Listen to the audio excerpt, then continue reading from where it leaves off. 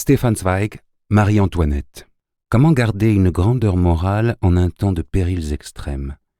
Telle est la question que pose Stefan Zweig dans cette biographie historique de Marie-Antoinette. Le choix de la Révolution française n'est pas anodin. Les échos des journées sanglantes de la terreur renvoient au tumulte et à l'incertitude des années 1930 et d'une culture européenne menacée par la montée des fascismes. Zweig puise aux meilleures sources en privilégiant les documents originaux tout en insufflant à son récit un art consommé de la psychologie. Ne te mêle pas de politique, ne t'occupe pas des affaires des autres, ne cesse de répéter depuis le début Marie-Thérèse à sa fille. À vrai dire, une recommandation superflue, car la jeune Marie-Antoinette n'a en tête que ses plaisirs.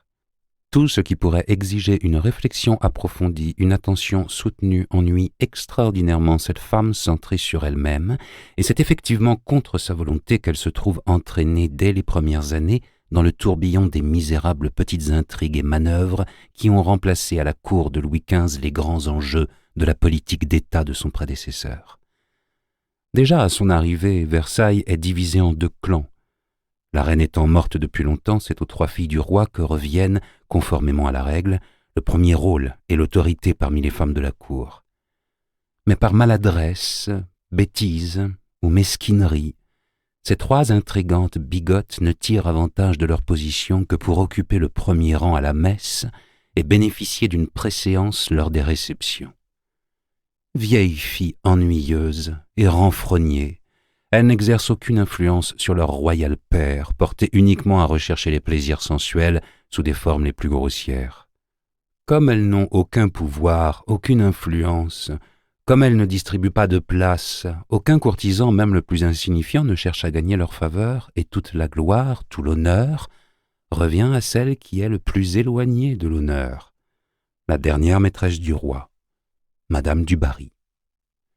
Issue du bas peuple, elle est parvenue dans le lit royal après un passé obscur, si l'on en croit la rumeur, par le détour d'une maison publique.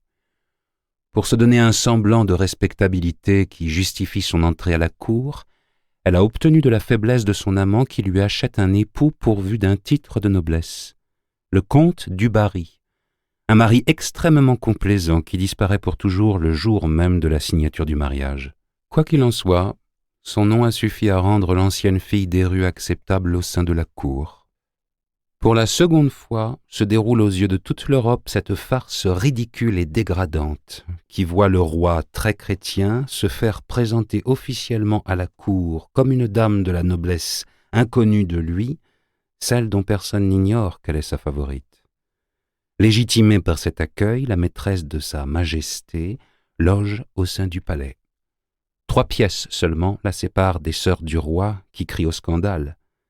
Sa chambre communique avec les appartements royaux par un escalier spécialement construit à cette intention.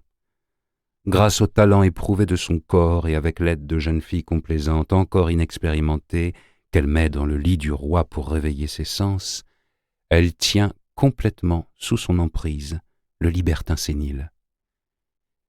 Il n'y a pas d'autre chemin pour gagner la faveur du monarque que de passer par son salon. Dans la mesure où elle détient un pouvoir, les courtisans sont naturellement nombreux à se presser autour d'elle. Les ambassadeurs de tous les souverains attendent respectueusement dans son antichambre, les rois et les princes lui envoient des cadeaux. Elle peut renvoyer des ministres, distribuer des charges, se faire construire des châteaux, disposer du trésor royal. De lourds colliers de diamants brillent autour de sa gorge généreuse, d'énormes bagues scintillent à ses mains que baisent respectueusement toutes les éminences princières et les solliciteurs. Un diadème invisible resplendit dans son épaisse chevelure brune.